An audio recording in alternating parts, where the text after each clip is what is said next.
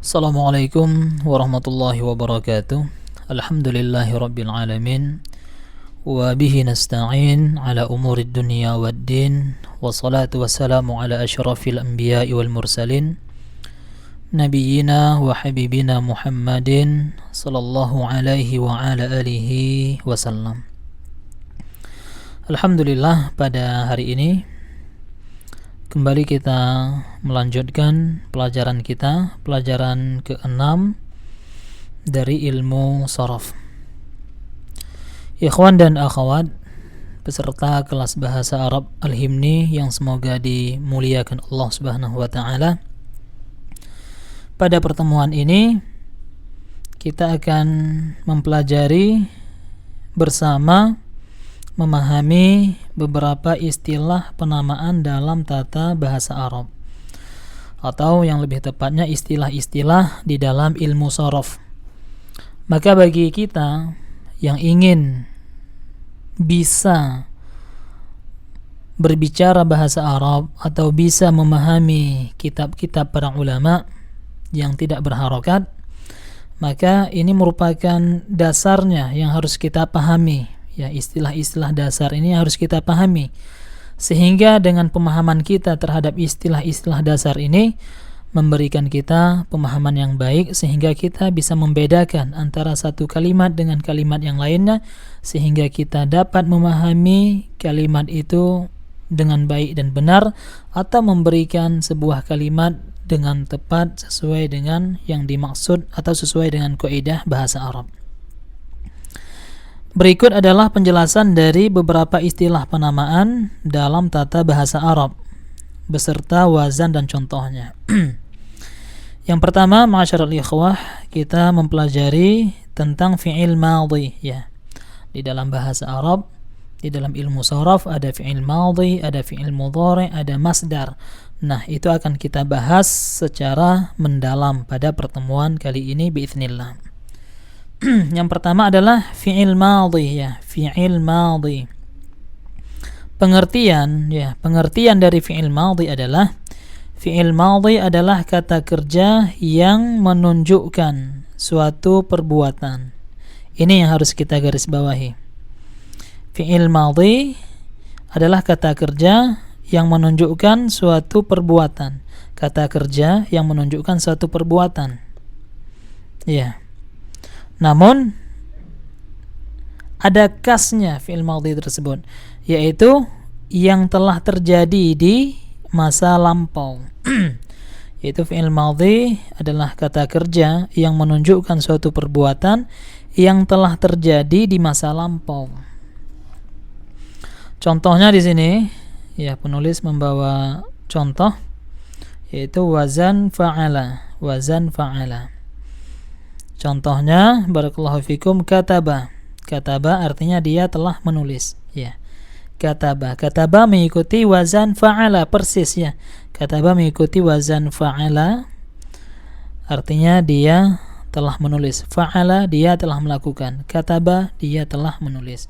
Nah, pengertian fi'il madhi bukan hanya berlaku pada wazan fa'ala, akan tetapi berlaku kepada seluruh wazan-wazan di dalam sharaf, baik itu wazan sulasi mujarrad atau sulasi mazid atau rubai mujarrad atau rubai mazid. Fi'il madhi kepada seluruh bab-bab tersebut artinya ini, yaitu telah kata kerja yang menunjukkan suatu perbuatan yang telah terjadi di masa lampau. Ini pengertiannya kepada seluruh fi'il madhi. Kemudian yang kedua adalah fi'il mudhari'. Ya, yang kedua fi'il mudhari'.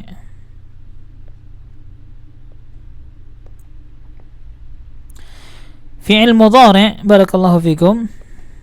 Pengertiannya, fi'il mudhari' adalah kata kerja yang menunjukkan suatu perbuatan. Sama, ya. Fi'il mudhari' adalah kata kerja yang menunjukkan suatu perbuatan. Ya, yang menunjukkan suatu perbuatan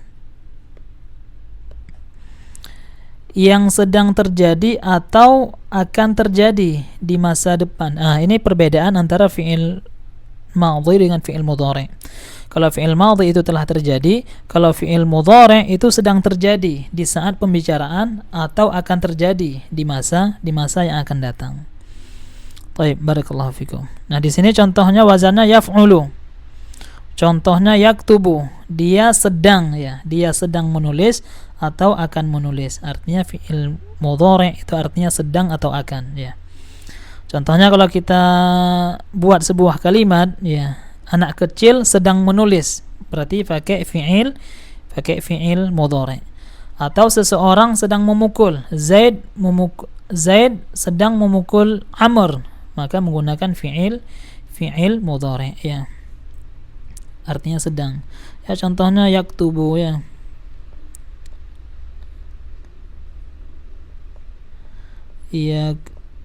Yaktubul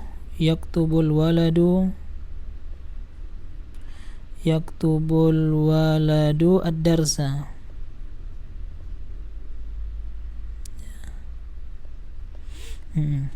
Yaktubu ini adalah fi'il mudhari'.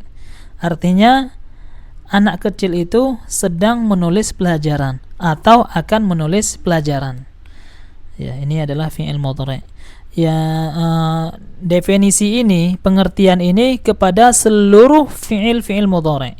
Baik pada bab sulasi mujarrad atau sulasi mazid atau ruba'i mujarrad atau ruba'i mazid, kepada seluruh fi'il mudhari' di dalam bab ilmu sharaf, inilah pengertiannya, yaitu kata kerja yang menunjukkan suatu perbuatan yang sedang terjadi atau akan terjadi di masa depan atau di masa yang akan mendatang.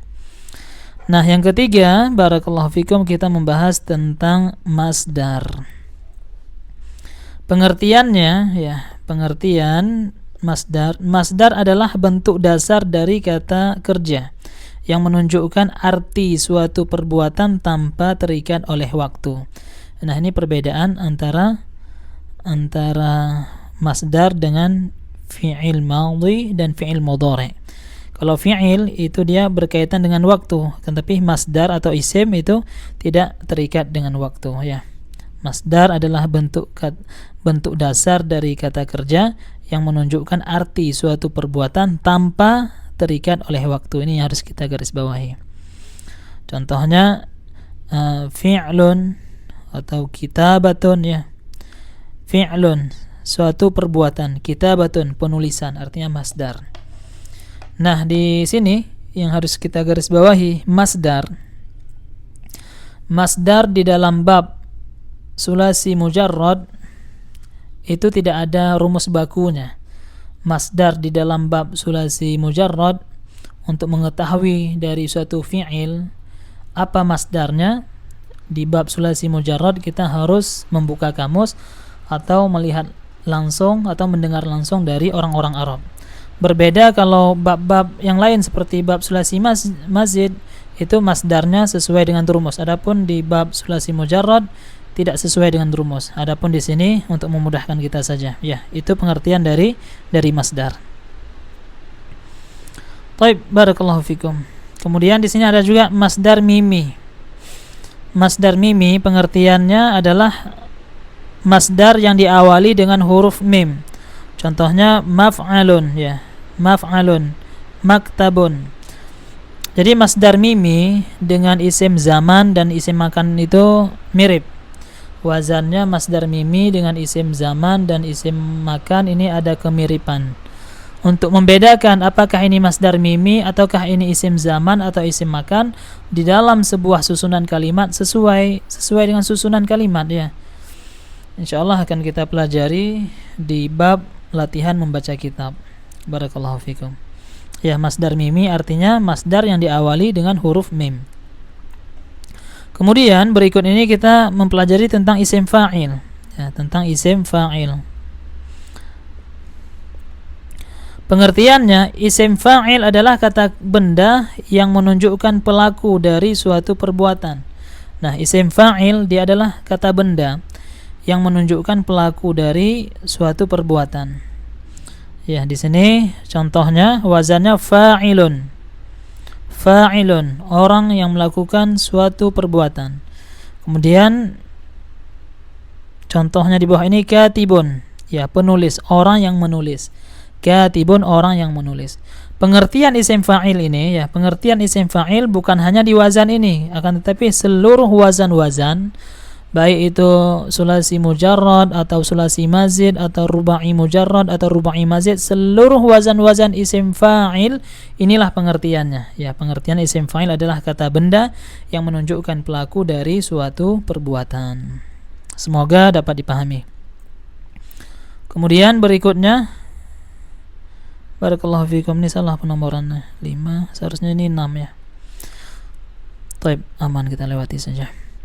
Kemudian isim maf'ul, ya, isim maf'ul. Apa itu isim maf'ul? Isim maf'ul adalah kata benda yang menunjukkan objek atau hasil dari suatu perbuatan. Jadi bahasa lainnya isim maf'ul adalah sesuatu yang dikenakan perbuatan, ya, isim maf'ul yang dikenakan perbuatan. Wazannya maf'ulun, ya, contohnya maktubun, maktubun yang ditulis, atau misalkan madrubun yang dipukul, ya, dan seterusnya, atau makulun yang dimakan. Artinya isim maf'ul adalah kata benda yang menunjukkan objek atau sesuatu yang dikenakan perbuatan. Ini pengertian dari isim maf'ul. Pengertian ini berlaku untuk seluruh isim-isim maf'ul di dalam bab-bab ilmu sharaf. Kemudian berikutnya fi'il amr, ya, berikutnya fi'il amr. Pengertiannya, fi'il amr adalah kata kerja yang digunakan untuk memerintahkan seseorang melakukan suatu perbuatan. Jadi fi'il amr itu adalah kata kerja untuk memerintahkan seseorang melakukan sebuah perbuatan.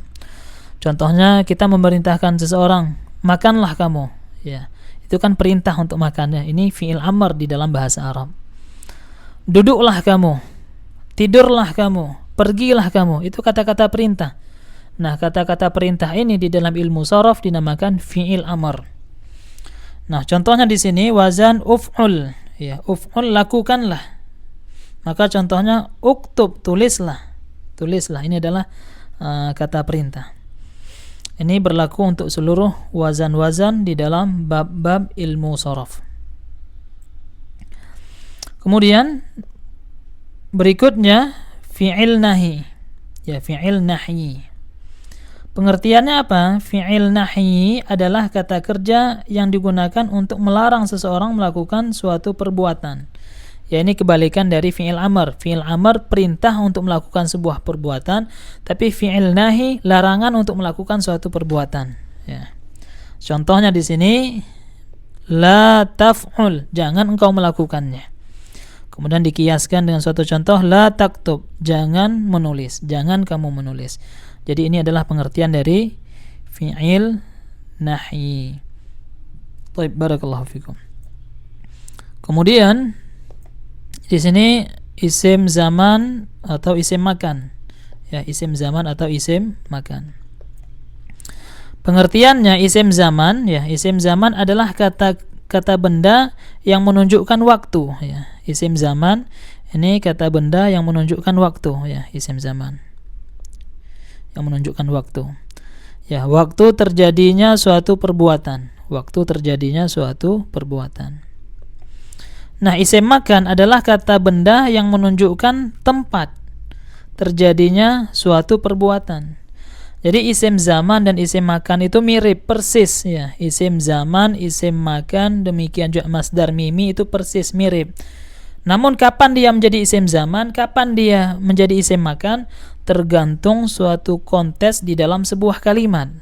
Ya, ketika kita membaca, maka kita lihat kalimat sebelumnya dan kalimat setelahnya sehingga menyesuaikan apakah ini tepat sebagai isim zaman atau tepat sebagai isim makan atau mungkin tepat sebagai masdar mimi, tergantung di dalam konteksnya di dalam sebuah kalimat.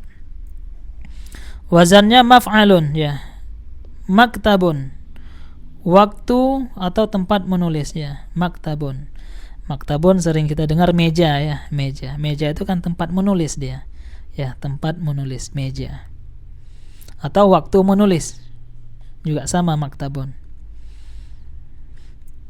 Kemudian yang berikutnya adalah isim alat, ya. Isim alat ini tidak kalah penting juga untuk kita ketahui.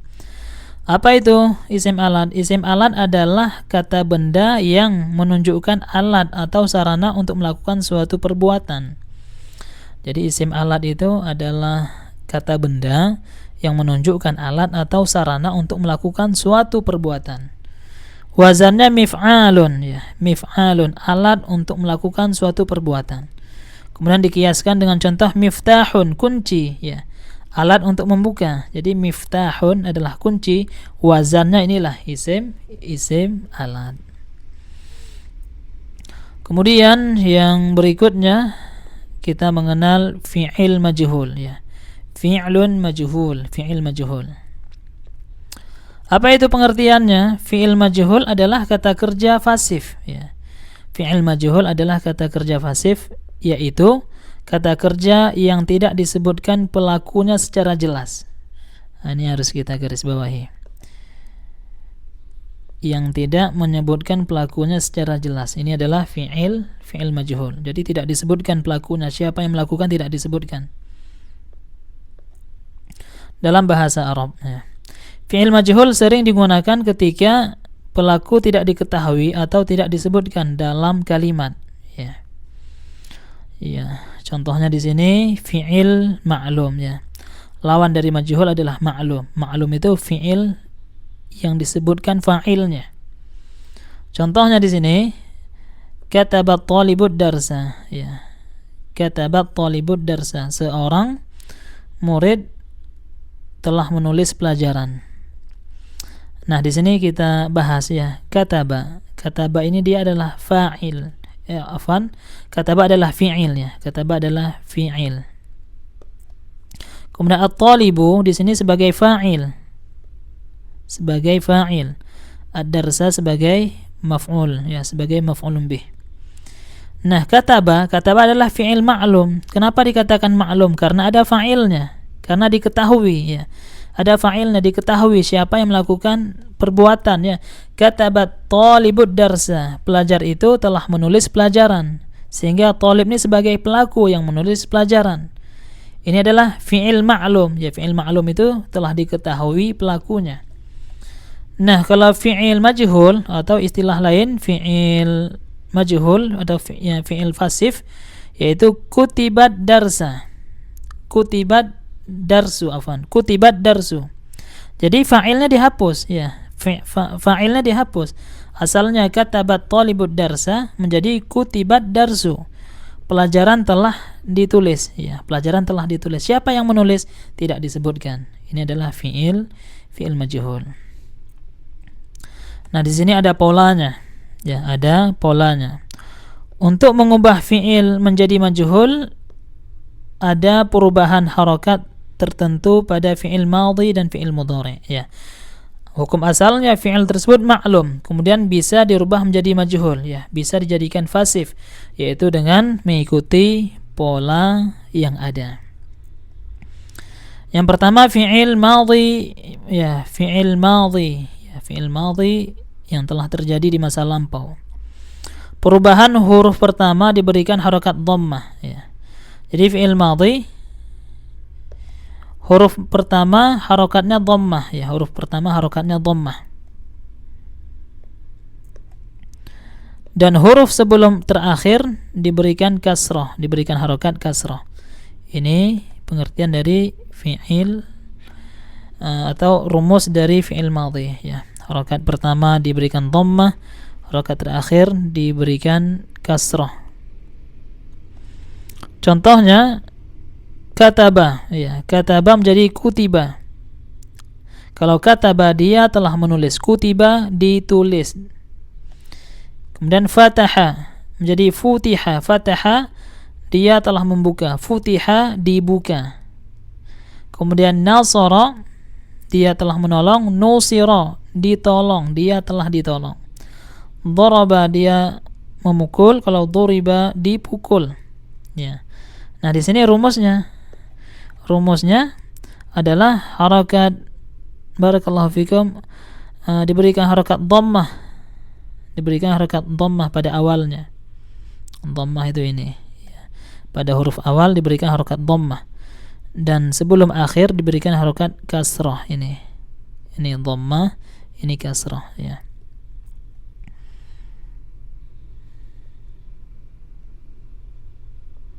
Huruf pertama diberikan dhammah dan huruf sebelum akhir di kasrah. Kutiba. Ini rumusnya ini. Berlaku kepada seluruh fi'il madhi dalam seluruh bab-babnya. Kemudian fi'il mudhari', barakallahu fikum. Kemudian fi'il mudhari'.